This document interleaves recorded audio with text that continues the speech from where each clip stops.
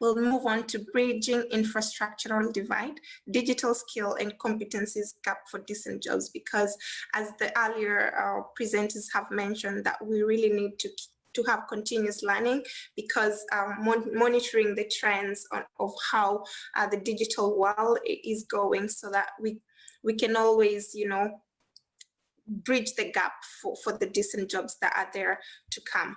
So in this panel, we'll have Professor Ranga Zinyemba, the Vice Chancellor of Catholic University of Zimbabwe.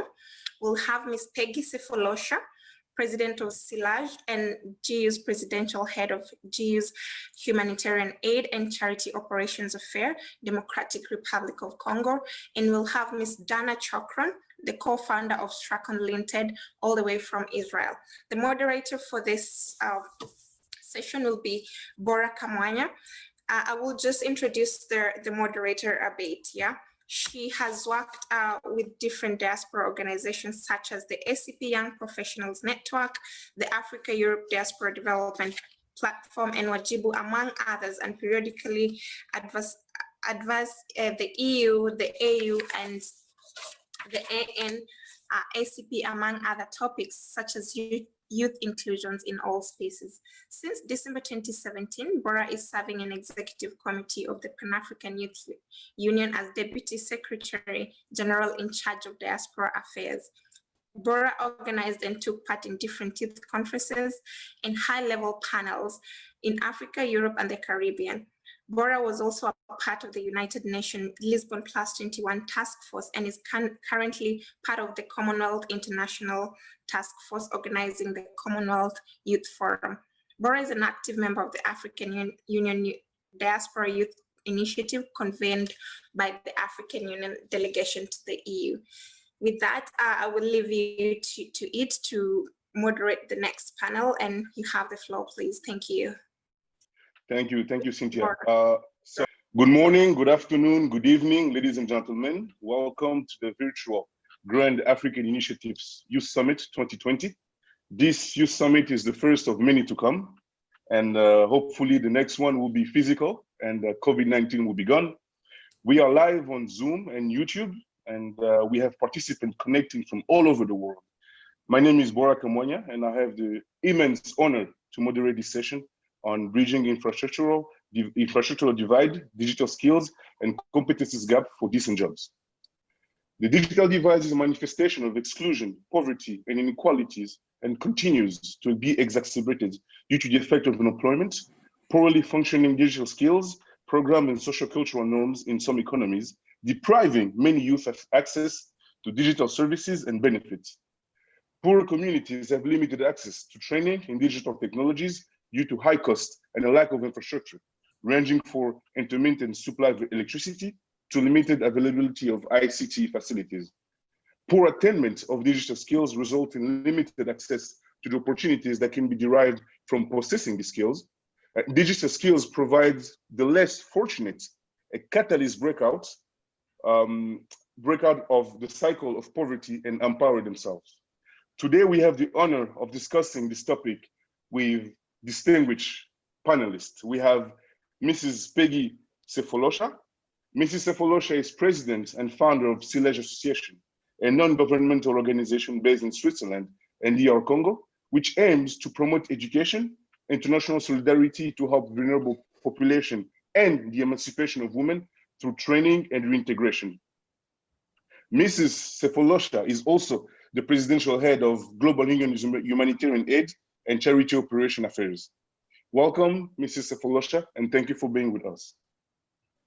We also have the honor of having Professor Ranga Zinyemba. Professor Zinyemba, he is the Vice Chancellor of the Catholic University of Zimbabwe. He previously had various senior positions at the University of Zimbabwe, as well as visiting professors at various universities in Africa, Canada, and the United States. Professor Zinyemba is also an organizational development consultant and capacity building specialist who has worked with many organizations in a variety of sectors and more than 12 countries in Africa and Asia. Welcome, Professor, and thank you for being with us. Last but not least, we have Mrs. Dana Chokran. Mrs. Chokran is the former acting head of the International Trade Agreement Division of the Israeli Ministry of Economy. She is the co-founder of Stratcon Limited, a strategic consultant for Israel businesses. Mrs. Shokron is a resourceful international relation professional who thrives to create meeting points between countries and cultures and people. She's currently expanding her activities and work into the private sector with Stratcon, where she's focusing on the representation of made in Israel products, services, and know-how. Welcome, Mr. Shokron, and thank you very much for being with us today. Ladies and gentlemen, you're invited to ask your questions in the comment section throughout this conversation. Make sure to put the queue for question before you ask your question, so we know it is one. A time will be given to our panelists to answer your questions. And without further ado, Professor Zniemba, for the development of Africa, the African Union has set 7 aspirations for 2063, also called the Agenda 2063. The first aspiration reads, a prosperous Africa based on inclusive growth and sustainable development. On a national level, how does the education system in Zimbabwe bridge digital skills and competences gap? And on the continental level, as Vice Chancellor of the Catholic University of Zimbabwe, do you see a continental plan to harmonize the education system in Africa? Professor, you have the floor. Yes, thank you very much, Bora. Good afternoon, good evening, good morning, everyone. Like you, Bora, I think it's important to realize that we are talking to people from various parts of the world, and this really underlies the importance of the digital world that we find ourselves in, that we can connect in this manner as if we were in one country, as if we were in one city, as if we were in one house. In fact, as if we were in one room, all of us sharing the screen and looking at each other, yet we are so far away from each other. You've asked me a question with 2 parts. I'll answer one part after the other, and I'll give a general conclusion to that. I hope I'll be within the time limit that you have set for us. But before I go to the first part, let me just underline how digital skills and competencies, the gaps, were manifested in all our lives over the past 8 months. Ever since the lockdowns started universally, and ever since we stopped doing things the way we are used to. When we went on lockdown in March, literally all over the world, suddenly children could not go to school. And what was the answer? The answer was digital learning, online learning. The adults could not go out shopping. And what was the answer? It was online shopping. The question to ask is, did we have these skills to then migrate to this new world where we had to use the digital appliances available to us? And the answer, I'm afraid, is we did not. I remember very well when we went on lockdown in Zimbabwe and we had to shut down our universities. I remember sharing with others, other vice chancellors in our association, which we call Vice Chancellors Association of Universities in Zimbabwe. And at each of our meetings, we were sharing how difficult it was to do online teaching and learning. And the problems that you mentioned, Bora, at the beginning, problems that relate to internet connectivity, availability of electricity in different parts of the country, and the high cost of data for students and staff to get logged on. All these were big issues. And we realized that our world had changed and changed utterly. 2020 has been a very strange year, perhaps the strangest year in our generation. Let me come very quickly to the first part of your question. You asked me, how does the education system bridge digital skills and competencies gap in Zimbabwe?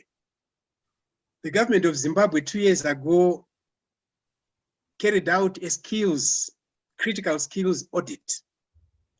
In other words, you may be a qualified engineer, but do you actually have the skills? You may have come out of university. Do you have the skills?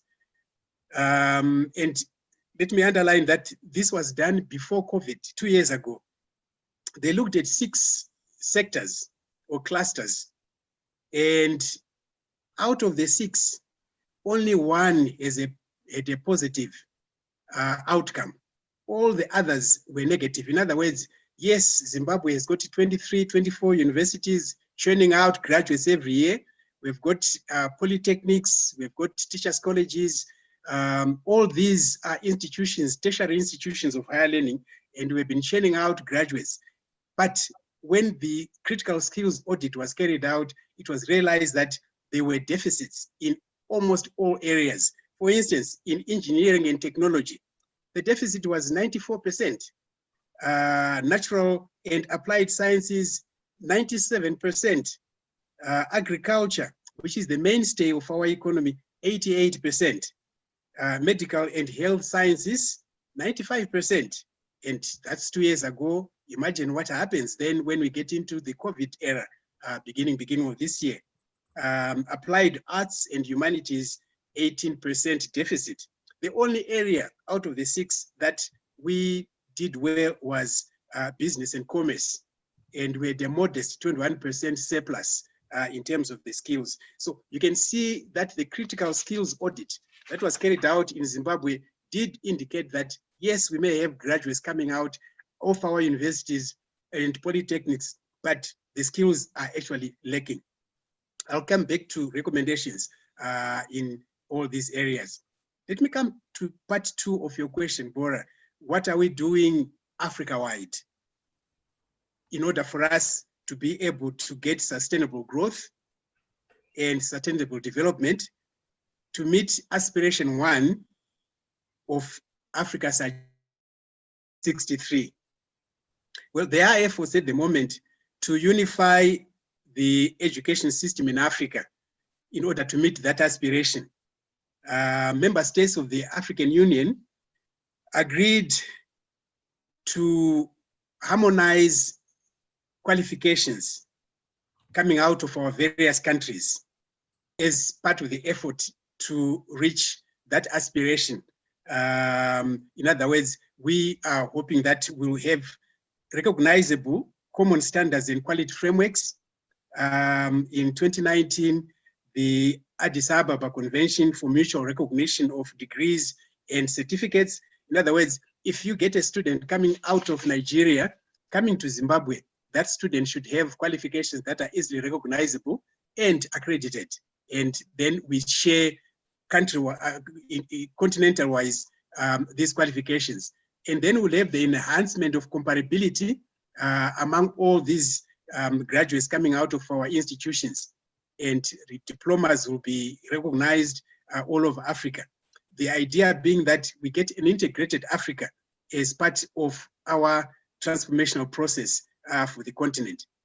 In Zimbabwe, the Zimbabwe Council for Higher Education, which we call in short ZIMCHE, has set about launching the National Qualifications Framework. I'm aware that a number of countries in Africa have done the same or are doing the same, South Africa particularly. So the idea then is if we can get national institutions harnessed together by common frameworks like that, we then move on to the regional, and after that we move on to the continental stage. We will then have an Africa which is harmonized in terms of its education. The critical gaps that I talked about earlier for Zimbabwe will then be recognized continental-wise, and will then be able to address them as a continent. Let me move on to the last part of my presentation. I emphasized in the first part what Zimbabwe has been experiencing, and then the continental efforts that we are looking at. But we must emphasize that digital transformation, as we are experiencing it all around us now, is affecting all sectors of our economy. The existing industries are affected, the farms we work on are affected, various types of services. The ICT industry itself is also affected by the digital economy. In fact, we now have business models that are emerging that were not there before. There are two that I would want to very briefly talk about, what have been called the sharing economy and what is called the gig economy. The sharing economy is an economic system in which assets and services are shared between private individuals, e.g. Airbnb and Uber, for instance. You then say, well, where does government come in? Where do they get their taxes? But this is a new model where private individuals can actually do business without setting up huge offices. Anyway, that's the first one. Then there's the gig economy, which is a free market system in which temporary positions are common and organizations hire independent workers for short-term commitments. The word gig, as you know, is applied largely in the arts. Musicians will say, I'm going to perform a gig in Abuja tonight. That gig is very temporary. After 1 hour or 2 hours, the person disappears. That's really the economy that is emerged now, where permanent positions are not the norm anymore. And that's the gig economy we are finding ourselves in. All this has come about through the digital world that we have entered. The connectivity between things and the digital world has given rise to a new term, the Internet of Things. And all this has had an impact on how we actually do business. What are the implications for the labor market? The implications for the labor market is that we are actually getting many new jobs that are not there on the market at the moment. It is estimated that by the year 2025, 2030, 65% of jobs or 65% of students who are enrolling in school now will have new jobs that we have never heard of, that are emerging from the digital world. So the question then is, how do we as institutions prepare for that? And the same thing applies to the whole area of artificial intelligence. Robots are going to replace a number of factory workers that we have today, because those robots are perhaps more efficient, less expensive, they don't get sick, and they are therefore going to replace. Whether we like it or not, this is happening already. So we need to be aware of that. As far as the education is concerned, you will remember very briefly that in the 19th century, the primary and secondary education was training people for the new world of industrialization. The manual labor that we found ourselves in, the clerical works that were in the various cities. In the 20th century, our system is focused on training good factory workers and managers. Well, there's a very big difference now in the 21st century, where the digital world has brought in the need for new skills, where, as I said earlier, the transformation that we are talking about is going to affect the way we do jobs. In 2018, the World Economic Forum estimated, as I indicated earlier, that 65% of children entering primary school today will ultimately end up with jobs that we have never heard about, new types of jobs altogether. So finally— Professor, yes, we'll have a chance to touch upon that. You were saying finally. Yes, do you want me to finalize or to wait? Let's give all the panelists a chance to address us, and then I already see there's some couple of questions for you, so we'll come back to you. All right. Thank you, Professor. Thank you very much for your inputs. You touched about you touched upon the deficit in skills that is seen in Zimbabwe, and you also mentioned the actions that are being done on the continent level. You mentioned about policies. Panelist, Mrs. Sefolosha. Mrs. Sefolosha, how is the African diaspora and the civil society helping the digital transformation in Africa, and what are the challenges in these COVID-19 times? You have the floor. So good afternoon, everyone. Thank you for having me. My name is Peggy Sefolosha. So first of all, I am the presidential head of humanitarian and charity affairs of the Global Union and its permanent mission. and I am also the founder and director of CIH Association. So to just locate where I am. So I have a background in sociology. I also have a degree in finance. And I'm here today because this subject is what I've been working on since years now. Because of our project, because CIH focused on three axes: education, women empowerment, and international solidarity. So to respond to your questions, it is very interesting question. First of all, we have to come back to the COVID-19 and context. So we see that COVID-19 has hit economic activities around the world, causing unemployment in many countries, in many sectors, and deepening inequalities.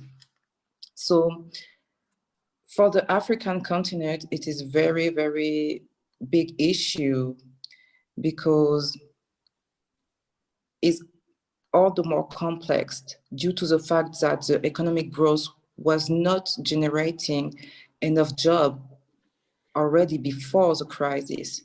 So the continent needs a multilateral response and at different levels. So the reality of unemployment is regional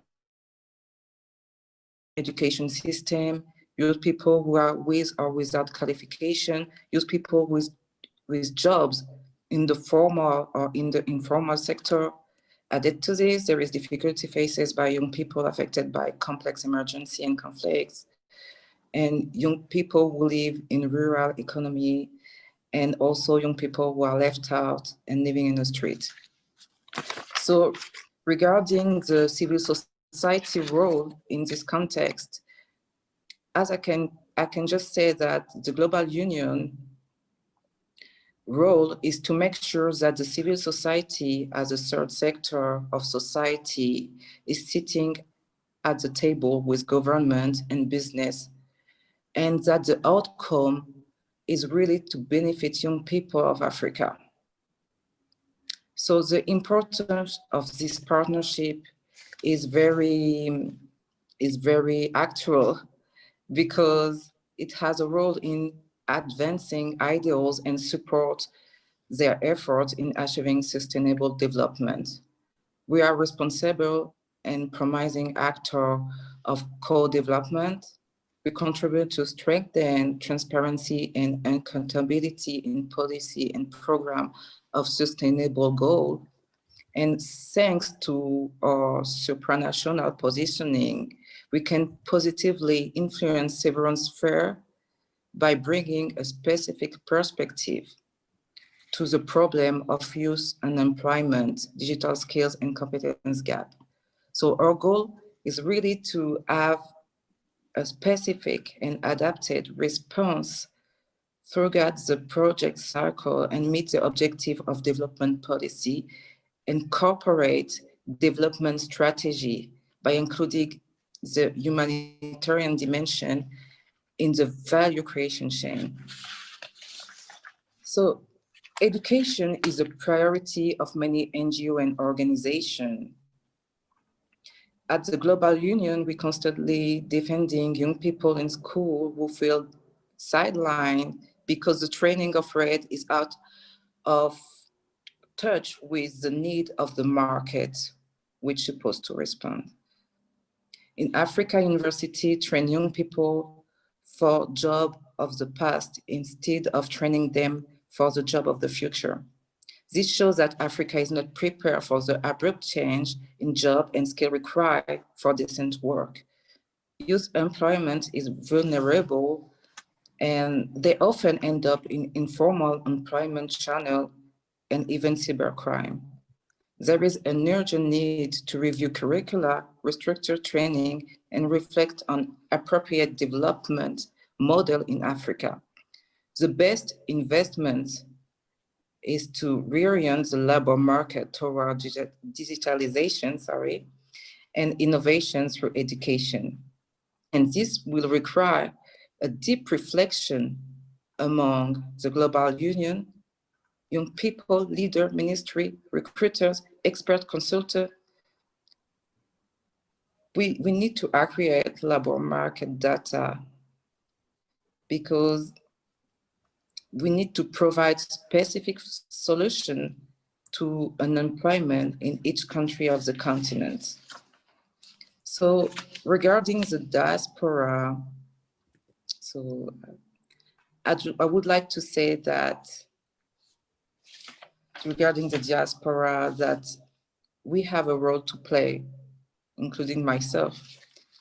So the challenge of digitalization in the African economy is a huge challenge. A new generation of African descent entrepreneurs are here and they want to develop business in the continent. And this is an opportunity because they bring a double vision and also they can bring a social value through job creation. So regarding this, they can help their partners, their local partner, to move out of informal sector and also help them to enter in the banking system and developing more their business. Just to say that many companies during COVID-19 had to reorient their activity to adapt to the context of the crisis. This company had a negative impact on turnover and had to lay off staff. The people most impacted were youth and women. This company has to set up an operational management, including young people, but this will not be done without the financial side and also the social side and the civil society side and also supranational organization to make sure that everything go for the youth. Yes. After COVID, we will return to the problem of pre-existing job, and African government will be interesting in unblocking fact of this company that were already vector of growth. So I don't know if I really, if I finish. Can I finish or not? Yes, please do. Please do. We have a couple of seconds. I just like speeding. I don't know how many time I have. So couple of seconds. Yeah. Africa will have to demonstrate that it has the capacity to stand up and get through this crisis, helping the youth, supporting them, and while financing structure that are already impact. So the job will be to put figure on the exact amount of money needed to get through and create job. So the Global Union, as I said before, is ready to sit down with every actors that really want to see a change in Africa. Thank you. Thank you. Thank you very much. Thank you very much, Mrs. Sefolosha, for your input. I take down key points. Africa will have to stand up in order to rise to the challenges in front of her. And also that African University trains students in jobs of the past and not jobs of the future. And this put our youth at risk. And this is actually very important. That's also one point that the professor was touching upon. Thank you for your input. Last but not least, I'd like to welcome our other panelist, Mrs. Chocron.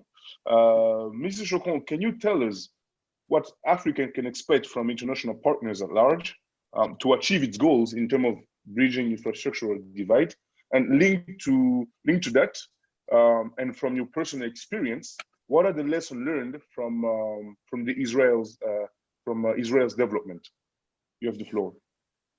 Thank you very much. Good afternoon to the amazing organizers of GAIN Youth Summit, to all its honorable speakers, and to all of the attendants. I can say we are a lot today, and I'm really excited about it.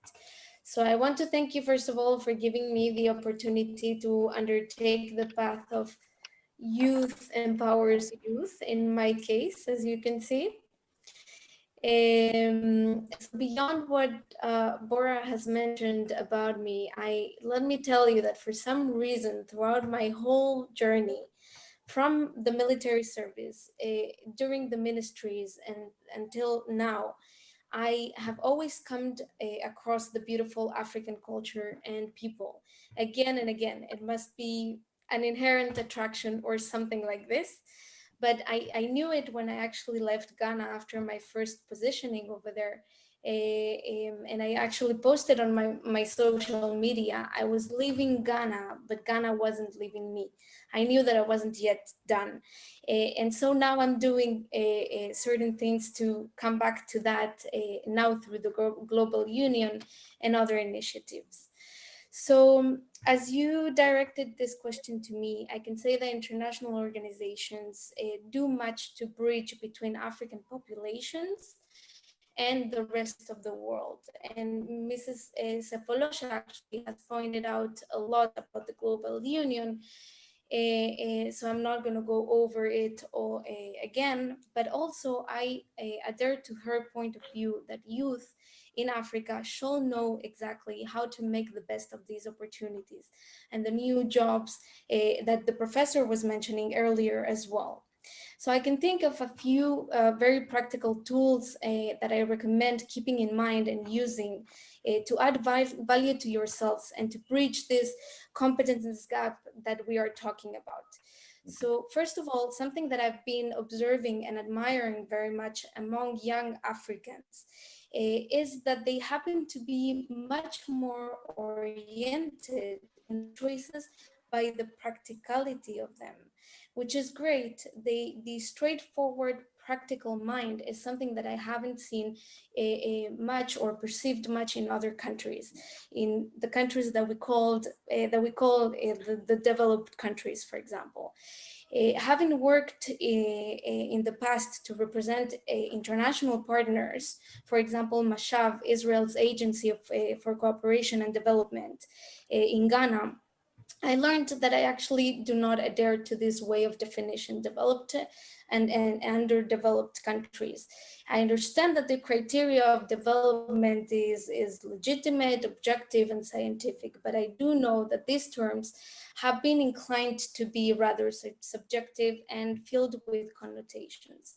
There isn't a need to establish a hierarchy between countries. Rather, countries are like people, just different one from another. Different doesn't mean better or less good. Different just means that we do not have the same competences, but we do have all of us competences. This is what I want to say, that I want to encourage you all to do you, to be the African youth with their accepted characteristics and qualities before you even try to bridge the gap with the outside world. So find your inside yourself, inside your routines, your traditions, your habits, the best qualities and competences that you can have that make you already people with added value to the market or to any other settings. Let me give a couple of examples that can be extrapolated to many others. But for example, if we're talking about, I'm sure that all of the people attending this conversation were born into families that taught them from the beginning a few different languages. For example, you have your dialect and your international, your national language, English, French, whatever it may be. That already sets your mind into a mode of much faster learning capabilities. That is already a competence that you need to be aware of and highlight in the global market. Or for example, if you were born into big families and you had brothers and sisters, to be leading all the way into development and education and so on and so forth. Those are very clear leading competences that you may already have.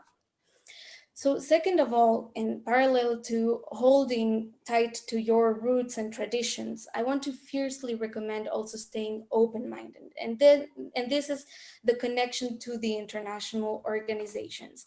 Like I said, we are all different and there is much to be learned from outside practices and know-how. I can give the very example of my country, Israel, which was actually built from its beginning from Jews from everywhere in the world, coming with very different traditions, very different thoughts and knowledge. And they put all those aside in order to be open-minded, to learn from each other and grow, innovate, and become what the country is today, what we call the startup nation. So this is to say that every person should really always continue adding value to him or herself. How? Taking courses, participating in training programs, learning to think out of the box, becoming courageous, daring to invent and to know the art of creativity. I really encourage you all to do that. We need to all develop ourselves all the time to be competitive and relevant to the market. So now more than ever, during COVID-19, we are actually lucky that universities all over the world have adapted themselves to opening courses and studying tracks online to everybody. You don't really have to to go there and pay your flight fare and pay for your fees over there and so on and so forth. You can just do it from home. Same with international partners programs, which have also become online and remotely. So it's very important to take advantage of these opportunities that you have. You can be part of the most prestigious educational institutions right now through the internet. So aside to this, let me point as well at the growing accelerators that are in African countries for young people who wanted to become, entrepreneurs. These are also very interesting and practical programs that I would recommend taking part at. And they're usually jointly run with international organizations, like, for example, JICA or GIZ or Mashab from Israel and so on. And these allow you to even expose yourself more to those international opportunities, if we may say. So these international organizations are pretty generous. They aim at bridging between Africa and other parts of the world. And the idea is that they promote mutual cooperation, which is important to keep in mind the word mutual, because it comes back and forth. It's not only international organizations coming to Africa and doing everything. It's about, as professors were pointing out before, it's about African people knowing how to be prepared for these opportunities and cooperating with international organizations to teach them how Africa works and to learn from them the other tools that they may bring into Africa. Thirdly, it is important to adapt to what it's going on in the world at the moment. So there's a need to become tech savvy. There's a lot of online courses, free courses of tools like Microsoft Office, research tools, business intelligence, social media outlets, and how to best exploit their huge potential for exposure, as I was saying before. So I really recommend taking all these courses: data analysis, programming, marketing, SEO. All these things are becoming more and more available to us. And it is said, the price of education is high, but try the price of ignorance. That one is even higher. So really, I encourage people to invest in these things, to reach out to these international organizations, reach out to educational institutions, and really invest their time and resources in that. I will wrap up by giving one more point of other traits that I believe are very important to be developed in order to enter or while entering actually the global markets is while each sector has got different skills that are necessary, you really need to be a person that is multicultural. Knowing how to bridge between people from different backgrounds is very important. Languages for sure, professional flexibility, right? Adapting capabilities, teamwork, high communication skills. It would be great to be sophisticated, to have exactitude, to feel comfortable to turn to potential partners, to potential clients, to potential audience, and so on. And most importantly, to stay professional all the time, to commit to what you can deliver to do, right? Not just speak words in the air, but put yourself where your mouth is. And keep in mind that the working sphere is one of results. What counts is results in the end. Thank you very much. Thank you. Thank you, Mrs. Chokron. Thank you for your inputs. I must say, very inspiring. Are you writing a book with all these quotes? Because this is this was very inspiring. I can see the chat quoting you a lot. You mentioned that African youth work practically, and it is true. We see it that with the amount of youth on the continent, this is the only way we can actually go forward. You also mentioned that we do not need to set hierarchies between countries, and you brought this quote that's very poetic.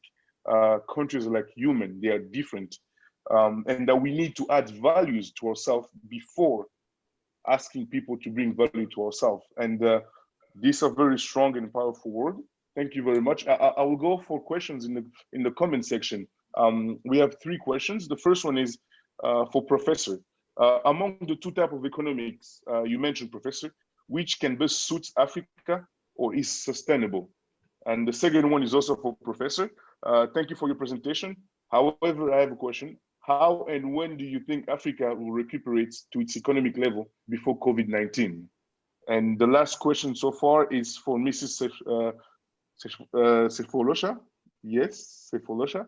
What do you think about African diaspora not investing in Africa, and what will be the impact? What will be the impact should they invest? Professor, the first question for you.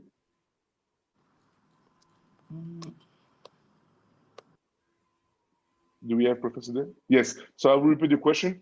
Among the 2 types of economics you mentioned, which can best suit Africa or is sustainable? If we could do in 2 minutes maximum. Yes, thank you. There we you. go. Thank you, Professor. Yes. I don't think it's a question of choice between the 2, because we already have them and they are actually thriving. The 2 examples I gave of Airbnb and Uber are just the international ones. But just looking at what we have, for instance, locally in Zimbabwe, we have a lot of business taking place between and among individuals, private people who carry out their own business, largely through the phone.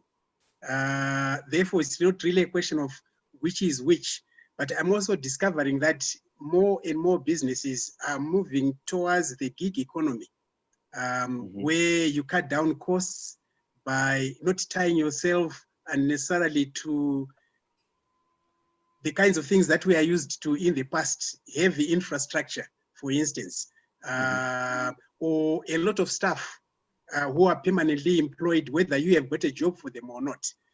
So the gig economy seems to be taking over, really. It's been like that in most countries, particularly developed countries, but it's now coming to Africa as well. So it's not really a question of choice, it's just that we find ourselves in it. Amazing. Thank you. This was a question from Mr. Michael Lusani. The second question is from Dusabimana Jean. How and when do you think Africa will recuperate to its economic level before COVID-19, Professor? That's not easy to answer either. I think what I can say is, listening to my 2 colleagues on the panel, Peggy Sefolosha and Dana Shokran, I felt encouraged, because it's very clear that we have somewhere to start from. We do have a starting point.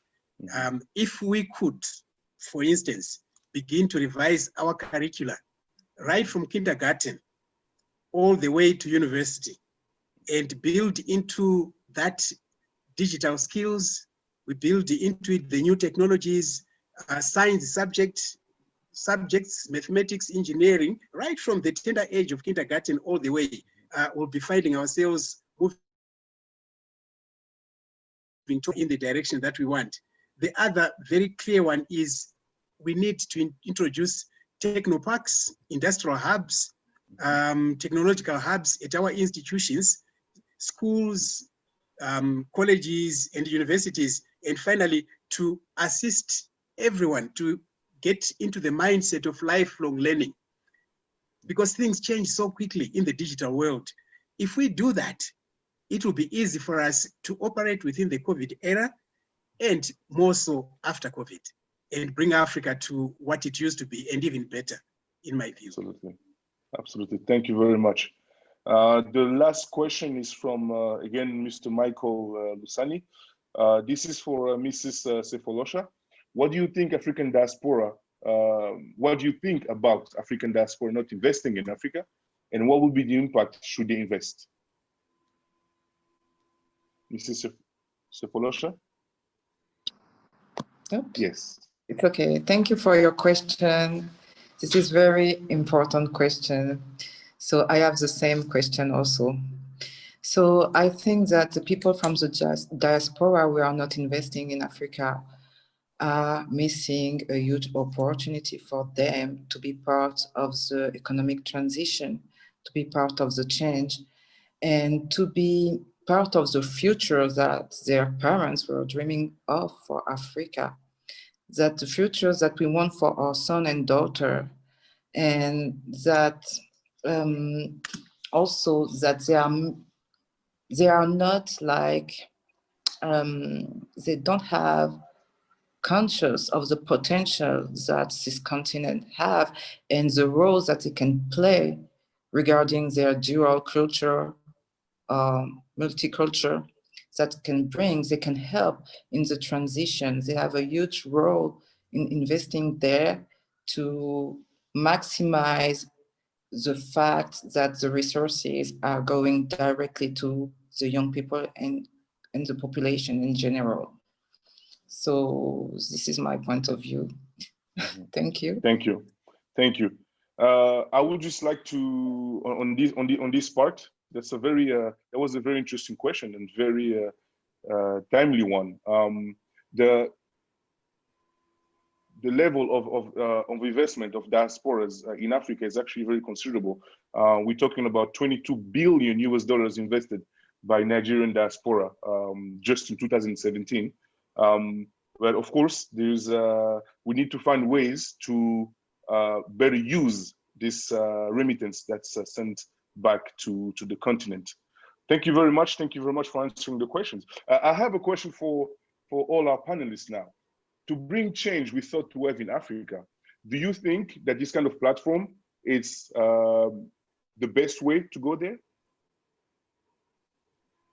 We can start with Mrs. Shukran. Well, this kind of platform, what does is really putting together great minds. It's a way of connecting between people. I believe networking and connecting between people is really the way to go to actually making Africa better and any country better, or any continent better. Definitely, I encourage you to continue these forums. I think the youth is thirsty for this kind of activities and initiatives, and they are exposed, we are exposed, I include myself, to many interesting things, and many interesting information. The way I can access to professors that talk to me on the same level of the eye, it's really amazing. It's something that not necessarily I would know how to find outside this kind of initiatives. Thank you. Mrs. Sefolosha? Le micro? Oui, thank you. So this is a very good question because we were just talking about that with Mr. President just a few minutes ago. And it is very interesting because despite many investments that have been done in Africa for social change, for economic change, every humanitarian aid, we see that problems are still there. So it's really time to change. it's really time to rethink the way we are going to work together to help Africa becoming what it is supposed to be. Thank you. And there is a lot of groundwork to be done in order to propose a mindset of success and transparency to young people. So this platform is very interesting because we can interact to the core, to the problem live. So that's fantastic for me. Thank you. Thank you. Last but not least, Professor, the same question to you. Do you, in order to bring the change we sought to have in Africa, do you find this kind of platform to be useful? Thank you, Bora. I certainly do. I think it's a platform which is moving with the times, and our times are such that we need to connect not only within our countries, within our regions, but internationally. And I think the forum targets the very group that will bring change to Africa, the youth. The youth getting connected in this manner, knowing what other people think, what other people have done and are experiencing. That's very useful. And the youth making input. And I must say, I'm also very interested in all this because the forum is led by the youth who understand what the youth need to take Africa to the next level. So I certainly think it's a very important forum. Thank you very much. Thank you very much. And unfortunately, we were having a lot of knowledge given by our panelists. We're getting a lot of information, food for thought. But unfortunately, we are arriving at the end of our conversation. I would like to thank our panelists, Mrs. Shokron, Professor Zinyemba, and Mrs. Sefolosha, for their time and also for the quality of the intervention, the inspiration they brought to us. And I'd like to thank you for your participation. And I'd like to reiterate my congratulations to Shinwe and the Grand African Initiative family for bringing forward this initiative that we hope will last long and see Africa that we wish to see. Thank you very much for your time. Have a good day. Thank you, Bora. Thank you very much. Thank you, Bora. Thank you. Thank you, everyone. Thank you, Bora, for moderating the panel very well. We appreciate for all the insights, Ms. Dana Chokran, Peggy Sefolosha, and of course, our very own Ranga Zinyemba, Professor.